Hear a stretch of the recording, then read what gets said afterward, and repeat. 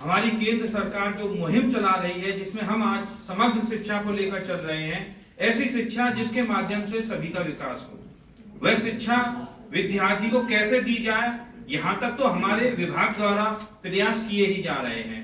लेकिन उस शिक्षा को अचीव करने में विद्यार्थियों को क्या समस्याएं आ रही हैं? क्या ऐसी समस्याएं हैं जो त्वरित उत्पन्न हो रही हैं?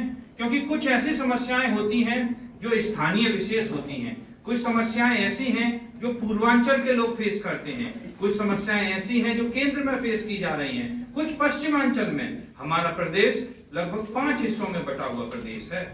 अब अलग अलग क्षेत्र के विद्यार्थियों की जो अलग अलग समस्याएं हैं, उन सभी समस्याओं का त्वरित समाधान करने के लिए आदरणीय अध्यक्ष महोदय के मार्गदर्शन में और हमारे विभाग के जो मुखिया हैं उनके मार्गदर्शन में आज यह राष्ट्रीय लेवल की कार्यशाला आयोजित की जा रही है, जिसका उद्देश्य विद्यार्थियों की जो शैक्षिक समस्याएं हैं उनका समाधान और समाधान के साथ साथ उनका निदान।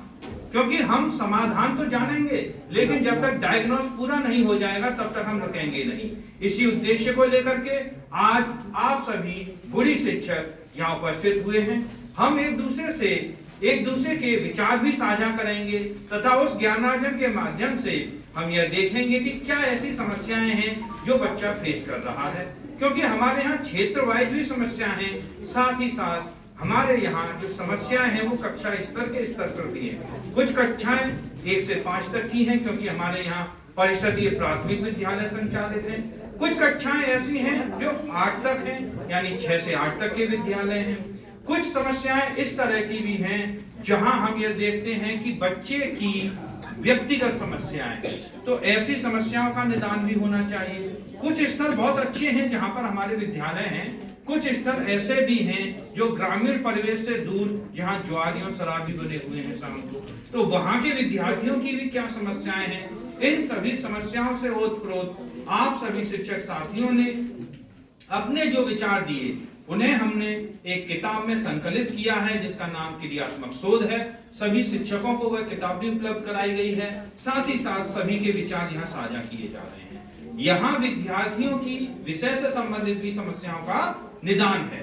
हमारे यहाँ बेसिक में 13 सब्जेक्ट पढ़ाए जाते हैं, जिसमें से ऑप्शनल है कृषि और गृह शिल्प। लेकिन आदरणीय मंत्री जी से जब हमारा उद्बोधन हुआ तो अब तक एक धारणा थी कि लड़कियां गृह शिल्प लेंगी, लड़के कृषि लेंगे। लेकिन अब यह भी क्लियर कर दिया गया है कि अगर लड़का है वह भी गृह शिल्प ले सकता है और लड़की है वह भी कृषि ले सकती है। तो हमने जो जेंडर के हिसाब से उसमें एक डिवाइडेशन किया था वो भी अब समाप्त हो गया है। अब सारी की सारी चीजें स्वैच्छिक हो गई हैं, क्योंकि आज हम देखते हैं बड़े बड़े होटल्स में, और जो होटल्स हैं वहाँ खाना कौन बना रहा है? मेल स्टाफ की है ज्यादातर। तो जो हमारा गृह शिल्प का कार्य है, ये नहीं कि वो केवल लड़कियां ही करेंगी, वो लड़के भी कर सकते हैं। इसी तरह कला विषय में क्या समस्याएं आ रही हैं, कला के साथ साथ इतिहास में क्या समस्या है, भूगोल में क्या समस्या है। क्योंकि हमारे आदरणीय और माननीय मुख्यमंत्री जी का उद्देश्य है समग्र शिक्षा। समग्र शिक्षा के माध्यम से हम बेसिक के बच्चों को वे सभी बारीक से बारीक अर्थात सूक्ष्म बिंदु जो भी विषय के हैं उन सभी का अवलोकन बच्चों को करा दिया जाए। और इस बार सत्र में आप देख रहे हैं कक्षा 6 में 6 नए पाठ, computer, digitalization, coding and computational thinking, ऐसे ऐसे कॉन्सेप्ट ऐड किए गए हैं। उद्देश्य यही है कि बच्चा सभी चीजों को सीखे, और जब बच्चा सीखेगा तभी तो वो समग्र होगा। और इसी उद्देश्य को पूर्णता प्राप्त करने के लिए आज की हमारी यह कार्यशाला रहेगी, जिसमें आप सभी लोग अपने जो भी आपको समस्याएं आई उन समस्याओं का समाधान करेंगे। साथ ही साथ हम एक दूसरे से यह भी सीखेंगे कि किस तरह से हम समस्या का समाधान करते हैं। यहाँ पूरे प्रदेश से और अन्य राज्यों से भी आए हुए शिक्षक हैं, मैं सभी का हार्दिक स्वागत करता हूँ।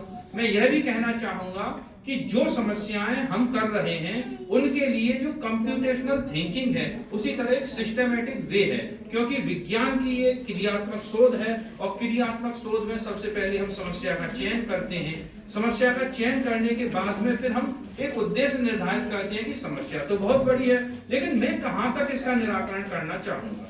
फिर जब हम उस उद्देश्य को सेलेक्ट कर लेते हैं उसके बाद में बात शुरू होती है परिकल्पना बनाना। परिकल्पना हमारी 3 तरह की होती हैं, शून्य परिकल्पना, धनात्मक परिकल्पना, ऋणात्मक परिकल्पना।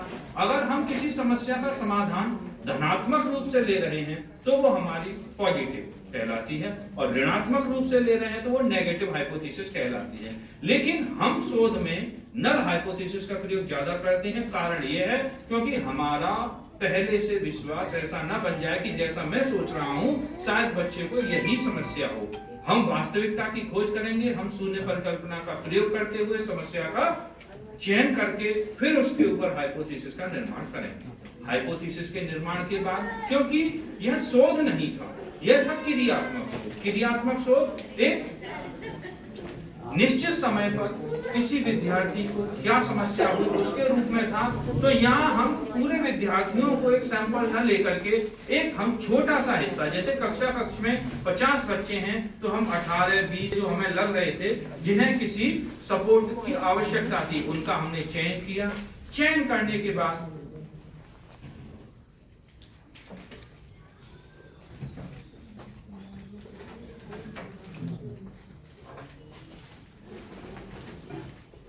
अतिथि हमारे बीच में स्वागत है। अतिथि हमारे बीच में स्वागत है श्रीमान का। अतिथि हमारे बीच में स्वागत है श्रीमान का। हर्ष हर्ष जय जय। हर्ष हर्ष जय जय। हर्ष हर्ष जय जय।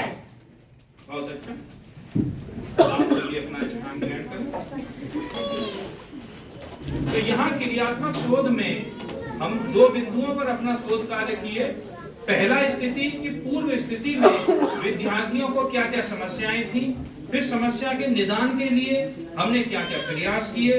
वह एक निश्चित समय रखा हमने कि हम 15 दिन में इस समस्या का निदान करेंगे, 1 महीने में करेंगे। इससे ज्यादा समय हम शोध के लिए लेते हैं, क्रियात्मक शोध हमारा अल्प समय के लिए ही होता है। तो 1 महीने में हमने क्या क्या प्रयास किए, उन प्रयास के बाद में वर्तमान स्थिति के बाद पश्चिम स्थिति, लास्ट में बच्चों में क्या सुधार आया। जो बच्चे का अचीवमेंट 25% हो रहा था आज वो 75% हो रहा है। तो वे सभी हमने क्या क्या उपाय प्रयोग किए, उन सभी उपाय को हम साझा करेंगे एक दूसरे के साथ। मैं आगे मंच देना चाहूंगा राष्ट्रीय अध्यक्ष महोदय। हमारे मध्य में